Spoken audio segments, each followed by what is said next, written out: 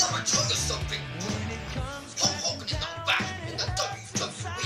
The WWE Network is now finally launched, brother. You can now watch Hulk Hogan at WrestleMania 3, Bash at the Beach 1996. He's gonna make you watch him make history there. And you'll also see me make history, because that's what I do. Watch me make history at WrestleMania 30. Well, Hulk Hogan, get all the Hulkamaniacs in the seats at the Superdome. And he's gonna host WrestleMania 30. What you gonna do when Hulkamania runs wild on you? So you can tell Hulk Hogan put me in the WrestleMania mood, and also the mood for this week's Raw, and this was, I think this really kicked off the road to WrestleMania. But we get to our next match, which was, well, didn't really put me in the WrestleMania mood, shall we say. Batista versus Del Rio. This was just a rematch from the Elimination Chamber, which I just saw the other day, you know, previous day, less than 24 hours, well, 24 hours to be exact, just over actually, but I don't want to see this again. It sucked, and again, it sucked again. Oh god. Anyway, you have Randy Orton who comes out. Del Rio gets the quick roll-up pin on Batista, and then you get a promo with Batista and Orton just exchanging words. I do like how Orton said, you know, since you come back, all the fans are booing. Then the Batista was just rambling on about crap, and he's your main event for WrestleMania 30. He's not very good in ring right now, and his mic skills are lacking really, really bad. And they're going to put this guy to be the face. I'm worried. We had a pretty decent match with Big E versus Cesaro. This made sense because we had Big E versus Jack Swagger. And in this match, it was a pretty decent match. You had Swagger, who actually cost Cesaro the match, because Swagger comes in, just puts the ankle lock, the Patriot lock, on Big E. And then Big E, I believe, attacks Jack Swagger or something, because you have a little stare-off with Cesaro and Swagger, some tension there. And then Cesaro ends up doing the neutralizer on Big E. But they're now hinting a breakup between the Un-Americans, Jack Swagger and Cesaro. Maybe a match at WrestleMania, we don't know. I would like to see a Money in the Bank match at WrestleMania. I'd like to put these two guys in that, you know, and finally have them break off. Cesaro, like, costs Jack Swagger the match, maybe even Cesaro wins it. Who knows? I think that's the direction they're going with now. They're breaking them up. We then come to John Cena, who addresses the Wyatts. You end up having the Wyatts come down, and basically they cut a promo on John Cena, a real good one that, and they beat up John Cena basically. They beat him down, so this again just hypes up their feud going into WrestleMania 30. We then come to Christian versus Sheamus. I believe Sheamus gets the win here. So this was just a match. These two guys were both in the Elimination Chamber match. They had a bit of a rivalry going into the Elimination Chamber match, just a little one. And they're carrying it on, I believe. I thought they might have had a match at WrestleMania. Maybe they're still going with that. Or maybe with the suggestion I said about the Money in the Bank, maybe put these two in the Money in the Bank as well. I don't know. It's just have them featured on WrestleMania at least, because I don't think Christian is going to be in there too long. And Sheamus is, he is one of those top guys, and he's not really, he's not a big feud at the moment.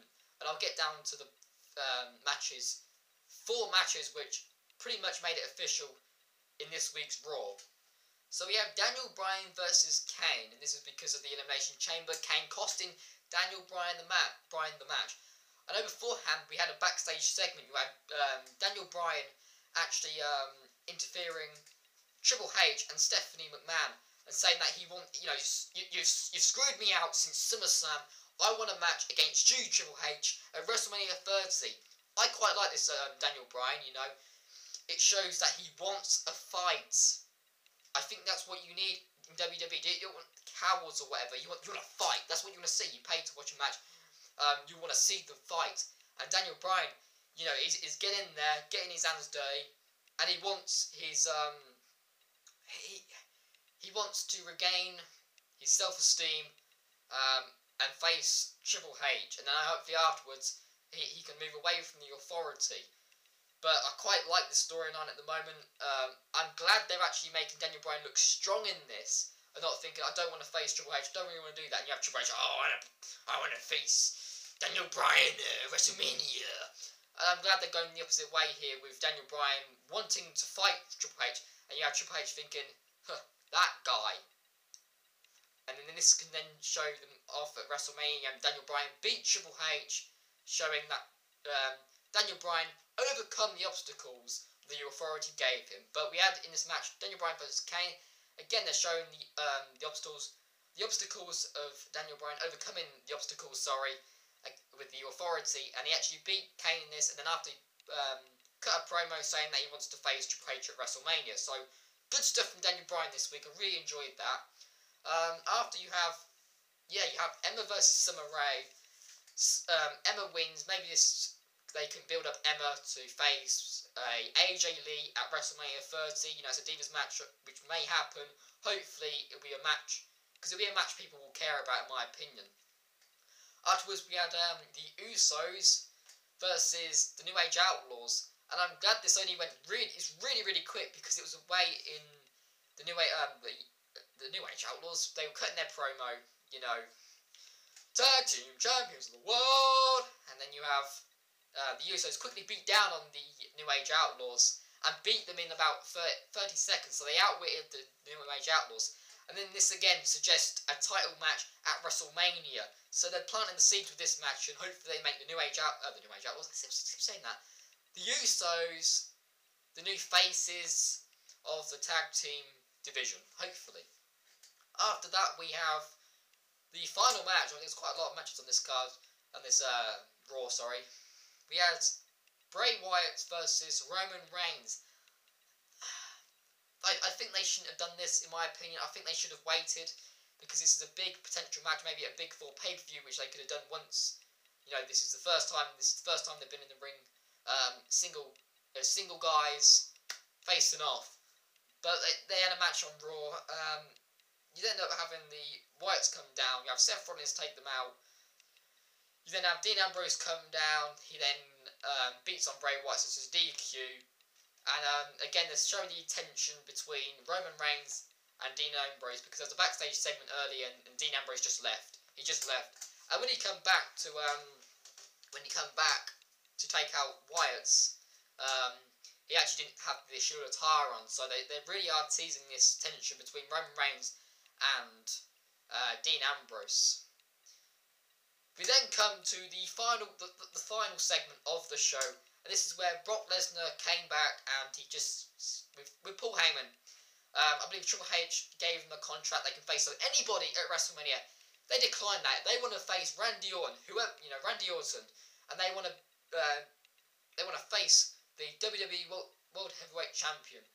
They want that championship belt. Well, the championship belt, shall we say? But in the end, you have them deny that, and then the bells ring. The bells ring, and The Undertaker finally returns. And this just made me, this is just where it just sparks off. WrestleMania. Once Undertaker comes in, you just think WrestleMania. Because he's undefeated, obviously. And this setup, well, you have Undertaker come down, of course.